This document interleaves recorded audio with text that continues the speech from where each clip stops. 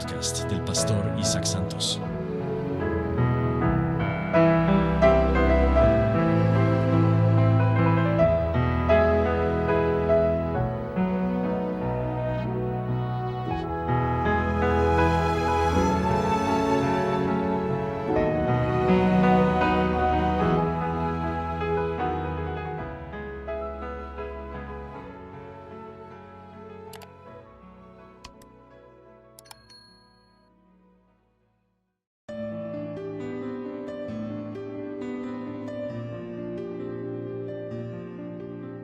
La mayor necesidad de nuestra iglesia.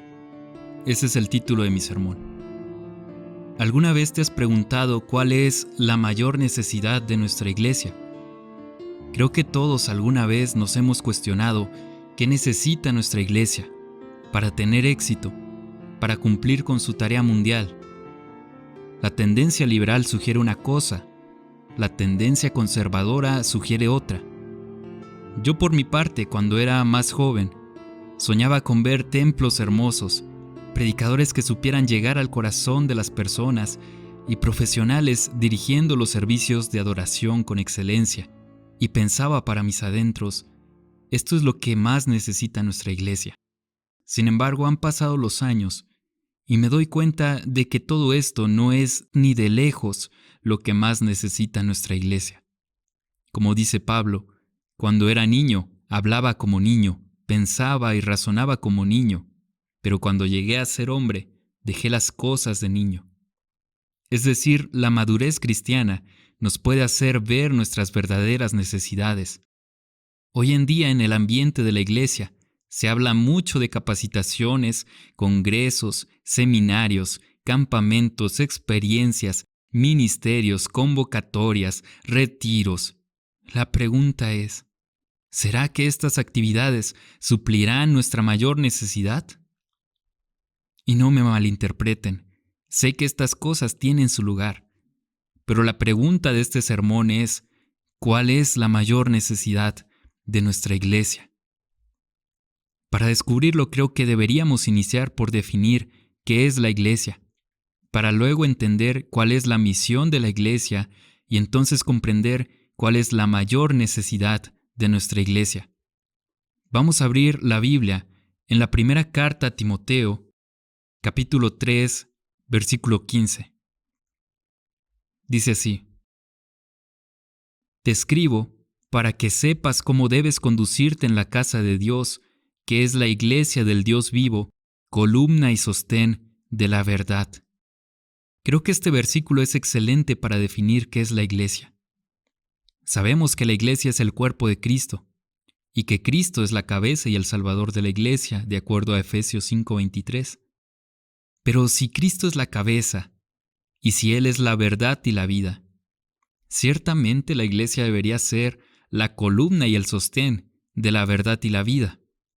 Así como para la iglesia ya es escudo y sostén su verdad, Salmo 91:4. La iglesia es llamada a ser columna de la verdad en estos tiempos, los últimos, cuando muchos se apartan de la fe, prestando atención a espíritus engañadores y a doctrinas de demonios, 1 Timoteo 4:1. También la iglesia es llamada a ser sostén de la palabra de vida y ser luminares en medio de una generación torcida y perversa, Filipenses 2:15-16. Ser el cuerpo de Cristo significa ser la columna y el sostén de la verdad y de la palabra de vida.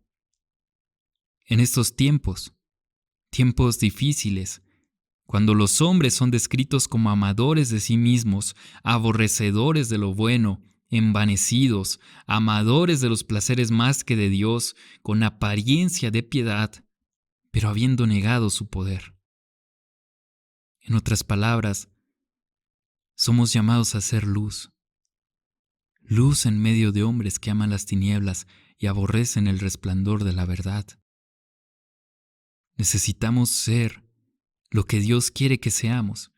Una ciudad establecida en el monte no se puede ocultar y Dios no enciende fuego en tu corazón para que tú lo intentes apagar. Tú eres la luz del mundo, tú eres la sal de la tierra, pero recuerda, Si la sal se vuelve insípida, ¿para qué sirve ya? Seguramente has escuchado la cita famosa de Ellen White que dice: la mayor necesidad del mundo es la de hombres que no se compren ni se vendan, hombres que sean sinceros y honrados en lo más íntimo de sus almas, hombres que no teman llamar al pecado por el nombre que le corresponde. Esa es la mayor necesidad del mundo. Pero entonces, ¿qué debe ser la iglesia? ¿Qué debes ser tú? Continuando con la cita, tú necesitas ser alguien cuya conciencia sea leal al deber, como la brújula al polo, y ponerte de parte de la justicia, aunque se desplomen los cielos. En otras palabras, la iglesia necesita ser fiel a la proclamación de la verdad. Debe ser lo que el mundo necesita que sea y lo que Dios quiere que sea.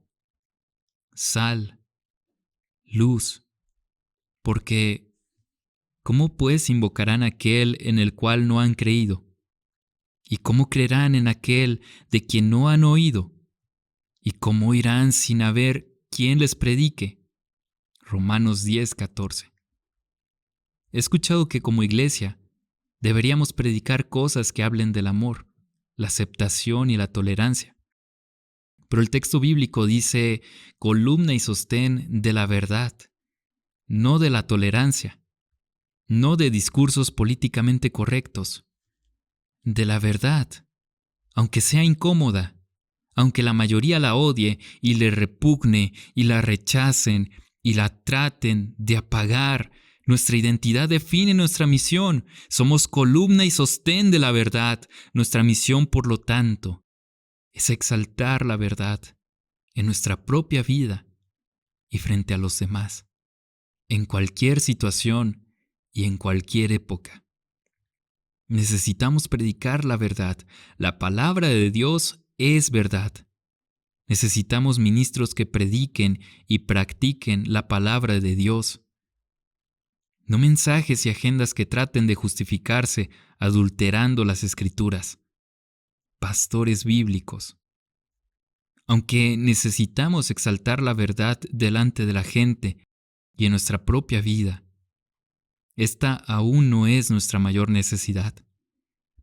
Esta es nuestra misión y necesitamos cumplirla, pero para cumplirla necesitamos algo más, o mejor dicho, a alguien más. Y tengo que decirlo, muchas de nuestras iglesias están muriendo debido a su ausencia, muriendo sin saberlo, porque siguen funcionando, pero carecen de vida. Vamos otra vez a ese hermoso versículo que muestra una sucesión de necesidades, en primer lugar del mundo y de la gente, pero en segundo lugar de nuestra iglesia y de los creyentes. Vayamos a Romanos 10:14 al 15. Dice así: ¿cómo pues invocarán a aquel en quien no han creído? ¿Y cómo creerán en aquel de quien no han oído? ¿Y cómo irán sin haber quien les predique? El versículo 15. ¿Y cómo predicarán si no son enviados?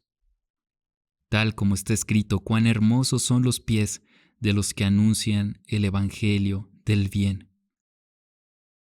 Notemos que en primer lugar el versículo 14 habla de las necesidades del mundo. Ellos necesitan personas que les prediquen la verdad, para que crean, para que invoquen. Pero el versículo 15 dice la necesidad de aquellos que predicarán la verdad. Ellos, o sea ustedes, necesitan en primer lugar ser enviados. Ser enviados. ¿Por quién? ¿Con el poder e instrucción de quién? He allí nuestra mayor necesidad. Jesús, al orar por sus discípulos, tiernamente expresó al Padre lo siguiente: yo les he dado tu palabra, y el mundo los ha odiado, porque no son del mundo, como tampoco yo soy del mundo. No te ruego que los saques del mundo, sino que los guardes del maligno. Santifícalos en la verdad, tu palabra es verdad.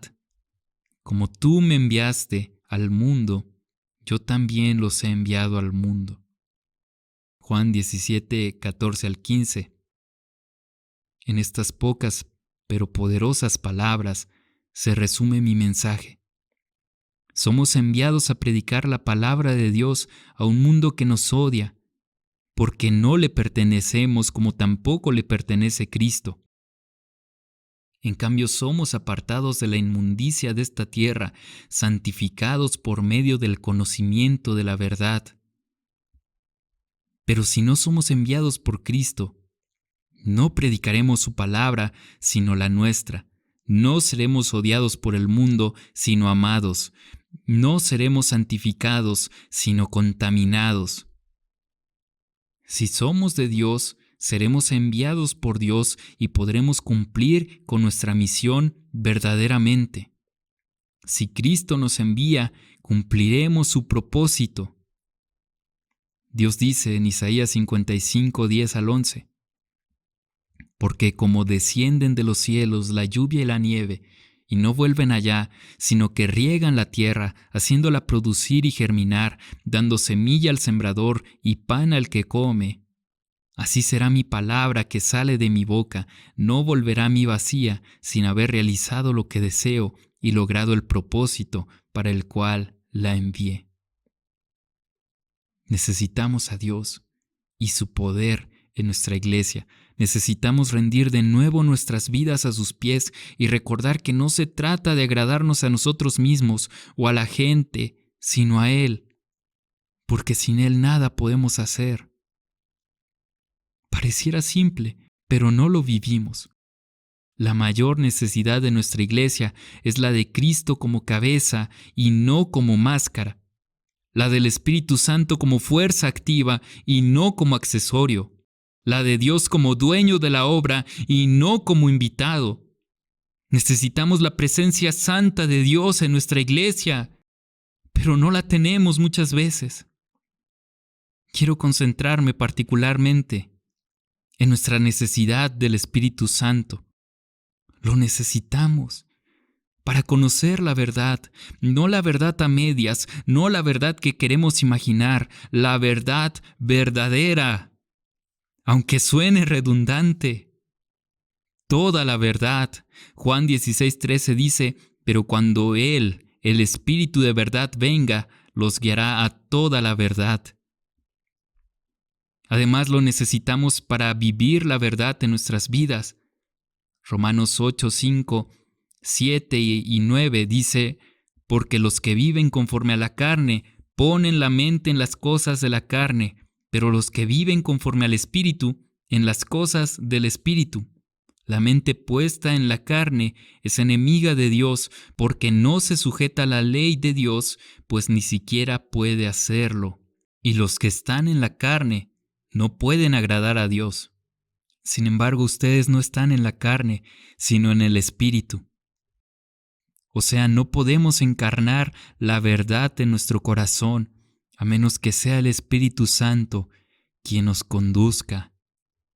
Necesitamos al Espíritu Santo, además, para proclamar la verdad de Cristo ante el mundo. Seguro recuerdas ese versículo de Hechos 1:8. Pero recibirán poder cuando el Espíritu Santo venga sobre ustedes y serán mis testigos en Jerusalén, en toda Judea y Samaria y hasta los confines de la tierra. Es el Espíritu Santo quien ungió a Cristo para predicar el reino de Dios, Lucas 4:18. Es el Espíritu Santo quien nos unge también a nosotros como iglesia para proclamar a Jesucristo crucificado, resucitado y próximo a venir. Es el Espíritu Santo quien convencerá al mundo de pecado, de justicia y de juicio, Juan 16, 7 al 8. Decía Martín Lutero, nuestro trabajo es llevar el mensaje a los oídos y Dios lo llevará de los oídos al corazón. Pero a veces queremos hacer el trabajo de Dios, hacer sentir bien a la persona, tratar de complacer sus sentimientos, usar trucos psicológicos y estilos de adoración que agrade a su carne. Y no, ese no es nuestro trabajo. Nuestro trabajo es predicar fielmente la palabra de Dios y entonces el Espíritu de Dios actuará. El Espíritu Santo. Siempre que prediquemos fielmente la palabra de Dios, tendremos dos resultados. Número 1, el Espíritu Santo actuará, por lo que habrá conversos. Y número 2, Satanás se llenará de ira, por lo que habrá oposición. Estamos dispuestos a ser odiados por causa de su nombre. Recuerda, el siervo no es mayor que su Señor. Si Cristo sufrió persecución, también nosotros. La pregunta que nos queda es, ¿cómo podemos recibir a Dios? En primer lugar, nos tenemos que ubicar. Nuestra iglesia está en un estado laodicense. Apocalipsis 3, 14 al 16 dice: Escribe al ángel de la iglesia en Laodicea, el Amén, el testigo fiel y verdadero, el principio de la creación de Dios, dice esto: Yo conozco tus obras, que ni eres frío ni caliente. Ojalá fueras frío o caliente. Así, puesto que eres tibio y no frío ni caliente, te vomitaré de mi boca. Quiero que notes que el testimonio no lo da cualquier persona, sino Cristo, el testigo fiel. Aquel a quien no podemos engañar dice de nosotros esto, que somos tibios. Por eso el Espíritu Santo no nos puede usar como quisiera. Santiago 4, 4 al 5 dice: Oh almas adúlteras, ¿no saben ustedes que la amistad del mundo es enemistad hacia Dios? Por tanto, el que quiere ser amigo del mundo se constituye enemigo de Dios. ¿O piensan que la Escritura dice en vano: Dios celosamente anhela el Espíritu que ha hecho morar en nosotros? Hay tantos jóvenes que aceptan sin el más mínimo problema las tendencias mundanales dentro de la iglesia. ¿Y saben por qué? Porque ellos están inmersos en el mundo, amando al mundo, perteneciendo al mundo, queriendo agradar al mundo y sin Dios, sin el Dios de la Biblia. Antes se han creado un ídolo al que llaman Señor. Pero la palabra de Dios es fiel y el testigo es fiel. Dios continúa diciendo, Apocalipsis 3:17, porque dice: soy rico, me he enriquecido y de nada tengo necesidad. Y no sabes que eres un miserable, digno de lástima, pobre, ciego y desnudo.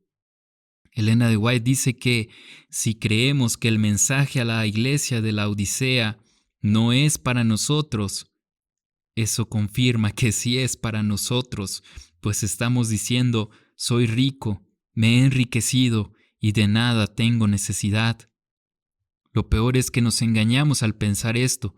Nos tranquilizamos diciendo que tenemos más conocimiento que cualquier otra iglesia, que somos una organización robusta, que guardamos el sábado y que poseemos el don de profecía.